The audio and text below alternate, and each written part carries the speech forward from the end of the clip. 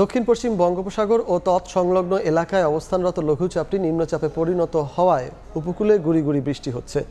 পৌষের শীতে গুঁড়ি বৃষ্টি আর গুমোট আবহাওয়ায় জুবুথুবু অবস্থা। সকাল থেকেই অনেক স্থানে দেখা নেই সূর্যের।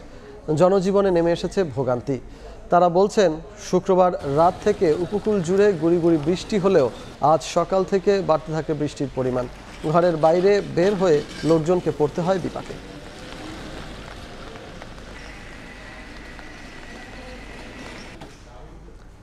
এ নিয়ে বিস্তারিত জানাতে পটুয়াখালীতে আছেন সহকর্মী মনির হোসেন বাদল। সরাসরি চলে যাব তার কাছে। বাদল,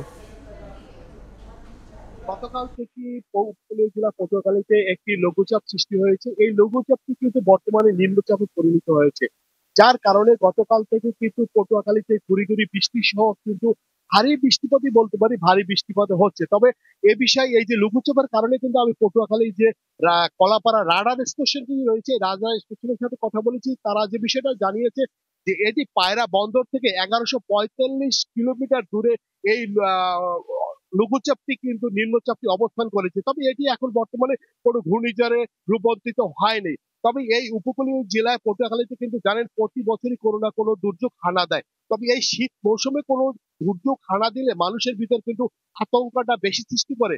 2007 সালে কিন্তু হিদর 15 নভেম্বর আঘাত এনেছিল। এবার কিন্তু শীতই আঘাত এনেছিল। যার কারণে প্রতি বছর যদি ঘূর্ণিঝড় শীত মৌসুমে আঘাত হানে বা এরকম নিম্নচাপ বা ঘূর্ণিঝড় রূপান্তরিত হয়, তাহলে মানুষের ভিতরে কিন্তু আতঙ্কটা বেশি একটা বিরাজ করেছে। গতকাল থেকে এই যে বৃষ্টিপাত হচ্ছে, এই বৃষ্টিপাতের কারণে কিন্তু শীতটা কিন্তু বেশি কিন্তু বয়ে যাচ্ছে সাধারণ মানুষের ভিতর। আর এর কারণে কিন্তু যে খেটে খাওয়া যে মানুষগুলো রয়েছে, এরা পড়েছে বিপাকে। তবে সমুদ্র সৈকত কুয়াকাটা কিন্তু স্বাভাবিক রয়েছে, অত উত্তাল স্বাভাবিক নেই। তবে মাছ ধরা যে ট্রলার গুলো রয়েছে গভীর সমুদ্র বন্দরকে, এদেরকে নিরাপদে আশ্রয় আশ্রয় নিতে কিন্তু তাদেরকে বলা হয়েছে।